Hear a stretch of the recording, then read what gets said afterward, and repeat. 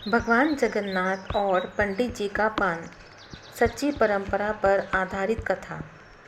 पूरी नगरी में एक समय एक महान भक्त रहते थे, हरि प्रसाद पंडित, जिनका जीवन का एक ही मंत्र में रमा था, सेवा ही साधना है। उनका घर सादा था, वस्त्र सामान्य थे, पर हृदय इतना भावुक कि हर काम में भगवान को देख लेते थे। हर सुबह वे सूरज की पहली किरण के साथ उठते, गंगा जल से स्नान करते, तुलसी को प्रणाम करते और फिर बैठ जाते अपने सबसे प्रिय कार्य में, भगवान जगन्नाथ जी के लिए पान बनाना।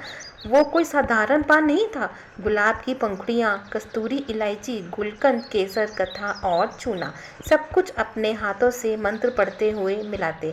हरि प्रसाद जी मानते थे कि यह पान उनके दिल का टुकड़ा है, जो प्रभु के श्रीमुख को शीतलता और प्रेम देगा।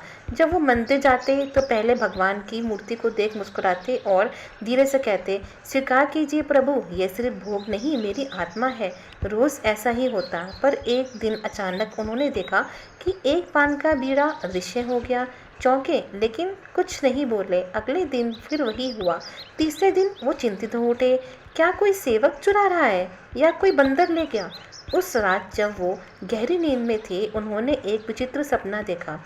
भगवान स्वयं बालक रूप में उनके सामने आए, बाल स्वरूप में नटखट मुस्कान, आंखों में शरारत। बोले, पंडित जी क्षमा करना, लेकिन आपके हाथों से बना पान इतना स्वादिष्ट होता है कि जब आप आंखें बंद करते हैं तब मैं एक बीड़ा ले लेता हूँ।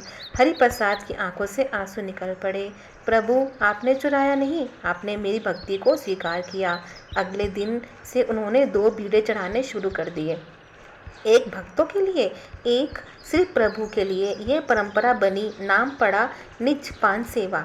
वर्षों बीते, हरि प्रसाद अब वृद्ध हो चुके थे, पर सेवा नहीं छोड़ी। कहते हैं, मृत्यु से एक दिन पहले उन्होंने अपने बेटे से कहा, जब मैं न रहूं तब भी भगवान को पान जरूर चढ़ाना, क्योंकि अब वो आदत में है। उनकी मृत्यु के बाद भी यह परंपरा जिंदा रही। आज भी पुरी के मंदिर में विशेष दिन पर भगवान को पान चढ़ाया जाता है, और कोई भी भक्त अगर सच्चे प्रेम से पान चढ़ाए तो कहा जाता है भगवान उसकी भक्ति चख लेते हैं। पूरी मंदिर में कोई कैमरा इस चमत्कार को नहीं पढ़ सकता, पर जिनके पास प्रेम की आंखें हैं वो जान जाते हैं भगवान हर रूप में मौजूद हैं। कभी हंसते, कभी चुपचाप पान चुरा लेते हैं।